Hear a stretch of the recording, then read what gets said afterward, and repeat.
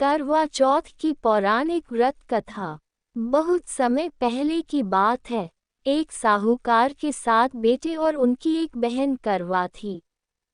सभी सातों भाई अपनी बहन से बहुत प्यार करते थे, यहाँ तक कि वे पहले उसे खाना खिलाते और बाद में स्वयं खाते थे। एक बार उनकी बहन ससुराल से मायके आई हुई थी। शाम को भाई जब अपना व्यवसाय बंद कर घर आए तो देखा उनकी बहन बहुत व्याकुल थी। सभी भाई खाना खाने बैठे और अपनी बहन से भी खाने का आग्रह करने लगे, लेकिन बहन ने बताया कि उसका आज करवा चौथ का निर्जल व्रत है और वह खाना सिर्फ चंद्रमा को देखकर उसे अर्घ्य देकर ही खा सकती है। चूंकि चंद्रमा अभी तक नहीं निकला है, इसलिए वह भूख प्यास से व्याकुल हो उठी है।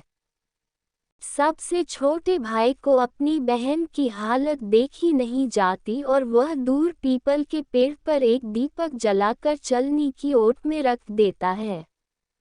दूर से देखने पर वह ऐसा प्रतीत होता है कि जैसे चतुर्थी का चांद उदित हो रहा हो। इसके बाद भाई अपनी बहन को बताता है कि चांद निकल आया है, तुम उसे अर्घ्य देने के बाद भोजन कर सकती हो। बहन खुशी के मारे सीढ़ियों पर चढ़कर चांद को देखती है, उसे अर्घ्य देकर खाना खाने बैठ जाती है। वह पहला टुकड़ा मुंह में डालती है तो उसे छींक आ जाती है। दूसरा टुकड़ा डालती है तो उसमें बाल निकल आता है और जैसे ही तीसरा टुकड़ा मुंह में डालने की कोशिश करती है तो उसके पति की मृत्यु का समाचार उसे मिलता है। वह बौखला जाती है। उसकी भाभी उसे सच्चाई से अवगत कराती है कि उसके साथ ऐसा क्यों हुआ। करवा चौथ का व्रत गलत तरीके से टूटने के कारण देवता उससे नाराज हो गए हैं और उन्होंने ऐसा किया है। सच्चाई जानने के बाद करवा निश्चय करती है कि वह अपने पति का अंतिम संस्कार नहीं होने देगी और अपने सतीत्व से उन्हें पुनर्जीवन दिलाकर रहेगी। वह पूरे 1 साल तक अपने पति के शव के पास बैठी रहती है, उसकी देखभाल करती है। उसके ऊपर उगने वाली सुईनुमा घास को वह एकत्रित करती जाती है। 1 साल बाद फिर करवा चौथ का दिन आता है। उसकी सभी भाभियां करवा चौथ का व्रत रखती हैं। जब भाभियां उससे आशीर्वाद लेने आती हैं तो वह प्रत्येक भाभी से यम सुई ले लो, पिय सुई दे दो, मुझे भी अपनी जैसी सुहागिन बना दो, ऐसा आग्रह करती है।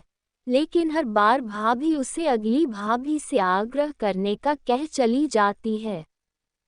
इस प्रकार जब छठे नंबर की भाभी आती है तो करवा उससे भी यही बात दोहराती है। यह भाभी उसे बताती है कि चूंकि सबसे छोटे भाई की वजह से उसका व्रत टूटा था, अतः उसकी पत्नी में ही शक्ति है कि वह तुम्हारे पति को दोबारा जीवित कर सकती है। इसलिए जब वह आए तो तुम उसे पकड़ लेना और जब तक वह तुम्हारे पति को जिंदा न कर दे, उसे नहीं छोड़ना। ऐसा कहकर वह चली जाती है। सबसे अंत में छोटी भाभी आती है। करवा उनसे भी सुहागिन बनने का आग्रह करती है, लेकिन वह टालमटोली करने लगती है। इसे देख करवा उन्हें जोर से पकड़ लेती है और अपने सुहाग को जिंदा करने के लिए कहती है। भाभी उससे छुड़ाने के लिए नोचती है, खसोटती है, लेकिन करवा नहीं छोड़ती है। अंत में उसकी तपस्या को देख भाभी पसीज जाती है और अपनी छोटी अंगुली को चीरकर उसमें से अमृत उसके पति के मुंह में डाल देती है। करवा का पति तुरंत श्री गणेश कहता हुआ उठ बैठता है। इस प्रकार प्रभु कृपा से उसकी छोटी भाभी के माध्यम से करवा को अपना सुहाग वापस मिल जाता है। हे श्री गणेश मां गौरी, जिस प्रकार करवा को चिर सुहागन का वरदान आपसे मिला है, वैसा ही सब सुहागिनों को मिले।